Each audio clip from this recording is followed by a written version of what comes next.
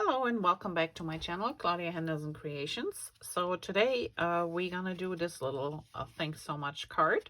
Just a few little pieces of paper, design paper you need, a few stems, and we're good to go. So as you know, whatever pieces of paper you might have left, this would be a nice way to use up some of the scraps you might have laying around. And regarding the stems, so you know me, first of all, I like phrases and sentiment stems, so I usually hang on to them. So this is an old one from close to my heart that I use on the inside, and it says just a little note to say I think you're pretty amazing, and thanks so much. From the on the outside is from this set, which is called Botanical Shadows, and that was a stamp of the month in June of 2023. I just like this because sometimes it is nice if you have a background and then you have like a shadow image to stamp, and then that's where this stamp set is coming from, the thanks so much, and also the flowers that we used. And then for the background, this little blotch, we can do this with all sorts of different techniques, but why make your life harder than it has to be when there is such a thing as a stamp set? So this is actually a stamp set where we created this background area, and I used it twice. I used it on the inside too, so really super easy.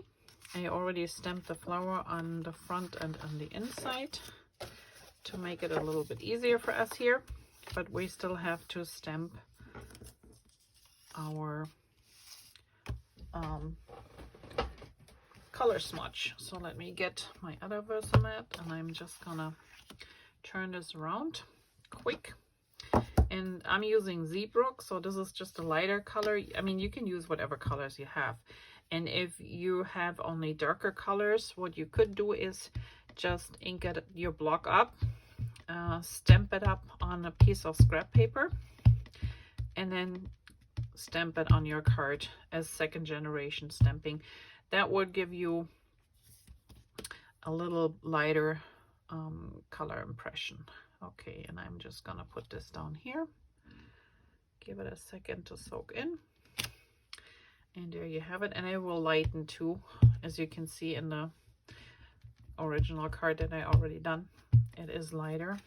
And then we're gonna stamp on the inside here too. And let me put this around.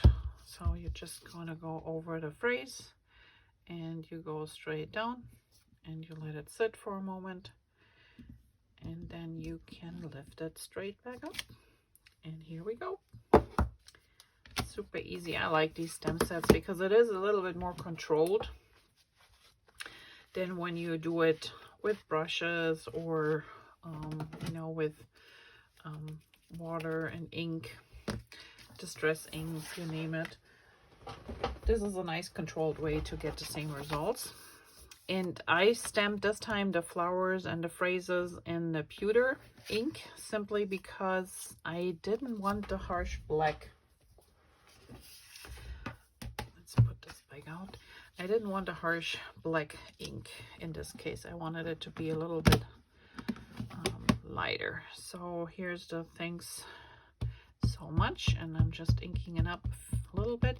So these are our stem now it's getting complicated. So these are our old close to my heart ink pads, which I have all colors, so I'm not right now buying all the new Stampin' Up colors, but and they're pretty similar. So at one point I will let you know what would be an equivalent color that you could use with Stampin' Up if you have those inks already. Our ink pads have a linen or fabric liner on top, and they're a little bit harder, so that's why we are doing the tap tap tap. If you have an ink pad from Stampin' Up, theirs is more like a foam, and it contains usually a lot of ink, so you do not have to push really hard. You want to just have a light touch and go over the ink pad. So otherwise it really squishes out and goes everywhere on your block between the letters. So make sure, close to my hearts, you want to move around a little bit And the Stampin' Up! Ones, you just barely want to touch them really lightly. And you can always see how much. If you're not sure, take a scrap piece of paper, stamp it off, and see if you have a good impression. Okay, now we just center it. We're going straight down, holding it for a couple seconds, and then this happens sometimes. We just go straight back up. And there is our stamped image. So that's all the stamping we gotta do. And yes, at one point I will start to get a few of the colors from Stampin' Up! But like I said, as of right now, I'm getting the papers and things like this, so ink has to wait a little. All right, we will start with the big strip first, and you just put a little bit of adhesive on it. And then I left like a 1/4 inch on the side, and that's why I love still to use our Versamats. And I hope Stampin' Up! Will find something similar, because they really make it easy. So I line it up here, and I line it back up here, and then I have my 1/4 inch. And then all that is left, we're gonna use this one here, and you can use your tape runner. I just, since it's a thin strip, I don't want to fuss with any adhesive that might be coming over the edge with the tape runner. Okay, now we're adding the green.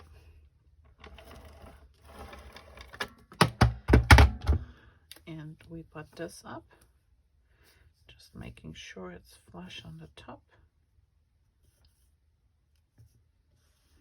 and on the bottom. And then we have our little silver glitter paper. And we're gonna put this one about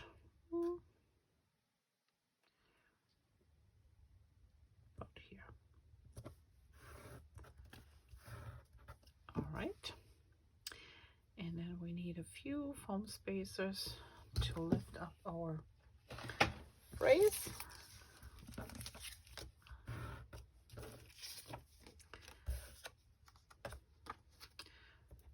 So just put a few down here.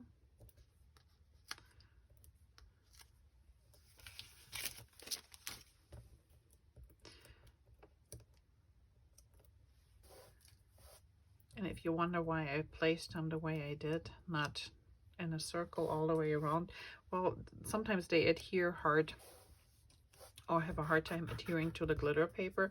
So this way, hopefully the glitter paper stays in this channel here. If it's not 100%, that's fine. Okay, and then this one here, well, about here.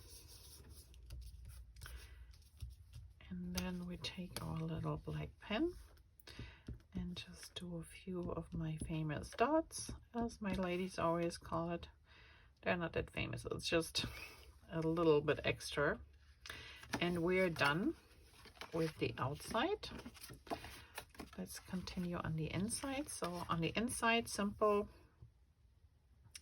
I did 2 double lines hand drawn. You can use your ruler if you feel like it. I just like to do it free-handed.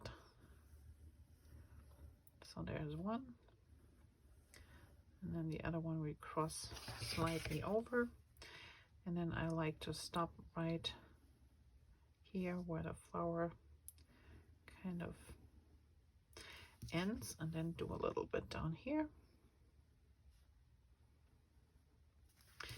and then we do the bottom.